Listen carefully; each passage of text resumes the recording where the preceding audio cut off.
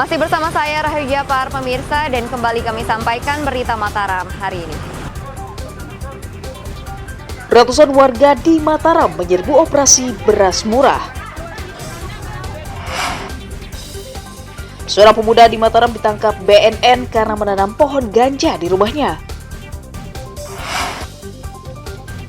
Warga di Lombok Timur menggelar ritual selamat dowong untuk kesuburan tanaman.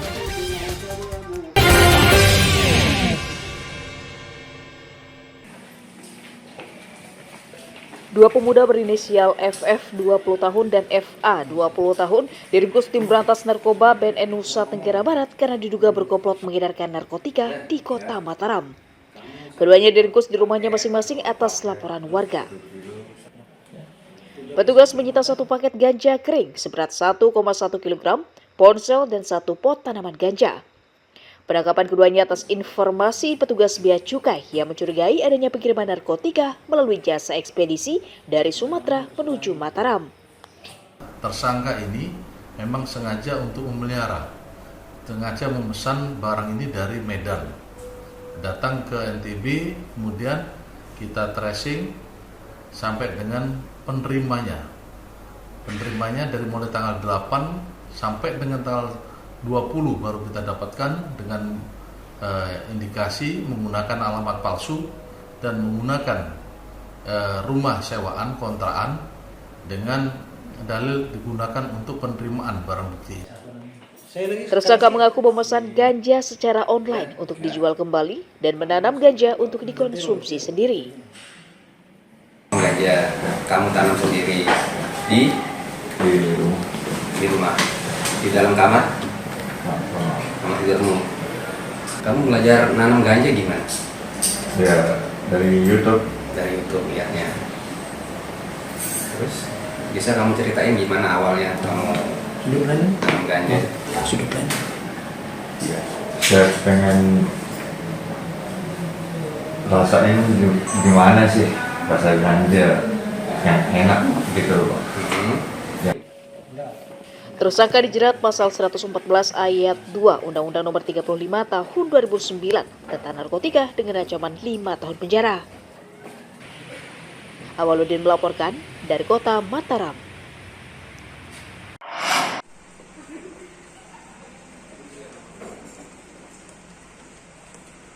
Kejaksaan Negeri Lombok Tengah menetapkan Ahmad Ramlu, Kepala Desa Gemel, Kecamatan Jonggat, sebagai tersangka dugaan korupsi pengelolaan dana desa tahun 2019 hingga 2022. Penetapan tersangka berdasarkan hasil penyelidikan dan pemeriksaan saksi, serta 2 alat bukti yang menguatkan. Kepada penyidik, tersangka juga mengaku melakukan penyalahgunaan dana desa hingga menimbulkan kerugian negara mencapai 969 juta rupiah. Tersangka telah dibawa ke Lapas Lombok Barat untuk ditahan selama 20 hari sembari menunggu proses hukum lanjutan.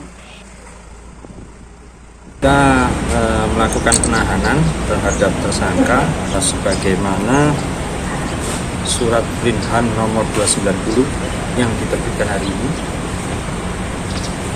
Sejak hari ini 27 Februari sampai dengan 17 Maret 2024 selama 20 hari ke depan. Saat ini kami sudah memperoleh bukti permulaan yang cukup untuk menetapkan tersangka. 2 alat bukti sudah terpenuhi sesuai dengan KUHP dan terhadap kerugian keuangan negara sebesar Rp969.787.012.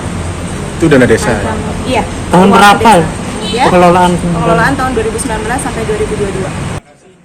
Tersangka dijerat pasal 2 dan 3 Undang-Undang Tindak Pidana Korupsi dengan ancaman hukuman minimal 4 tahun penjara atau maksimal 20 tahun penjara. Lukmanul Hakim melaporkan dari Kabupaten Lombok Tengah.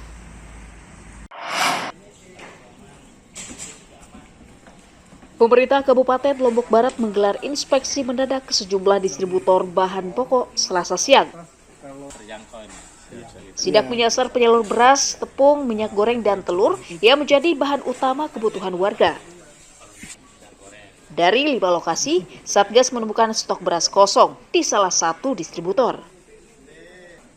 Alasan kosongnya stok karena sulitnya mendapatkan pasokan beras dari petani sejak 5 bulan lalu.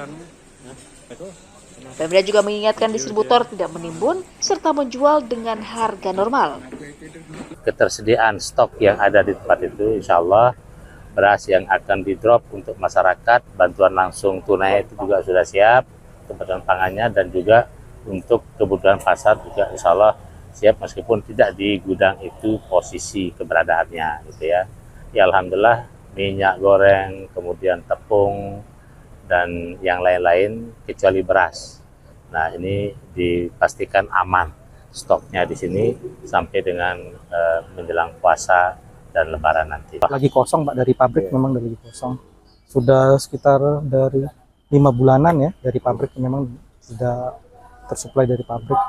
Biasanya berapa stoknya Pak? Biasanya kita satu kontainer itu ada 20 ton datang biasanya. Rutin ya, cuma 5 bulan ini lagi kosong. Iya. Sehingga di semua retail JB itu tidak ada berarti. Kalau di retail JB kita ada ngambil dari lokal Pak. Ya, dari beras lokal. Jadi kita ada supplier lokal, kita jual di situ.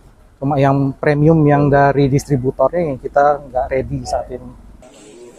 Pemantauan stok dan harga bahan pokok terus dilakukan hingga memasuki bulan puasa Ramadan. Pemda juga meminta warga tidak takut melapor jika menemukan penimbunan atau bahan pokok dijual terlalu mahal oleh distributor. Hairul Amri melaporkan dari Kabupaten Lombok Barat.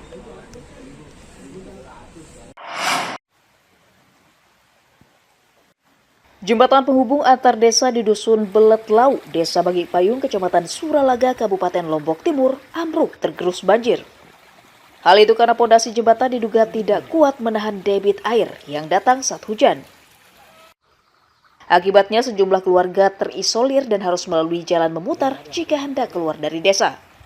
Warga berinisiatif membuat jembatan darurat menggunakan papan balok agar bisa dilalui pejalan kaki.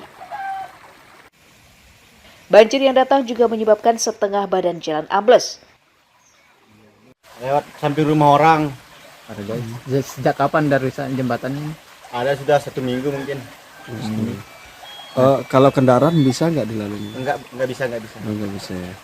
Nah, sebelum ambruk ini bisa ya? Sebelumnya bisa. Berarti kalau untuk aktivitas lainnya?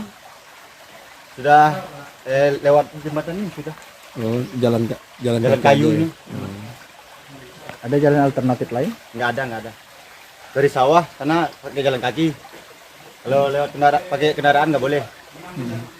Hujan deras dan debit air terlalu besar di sini, sehingga inilah kondisinya untuk saat ini.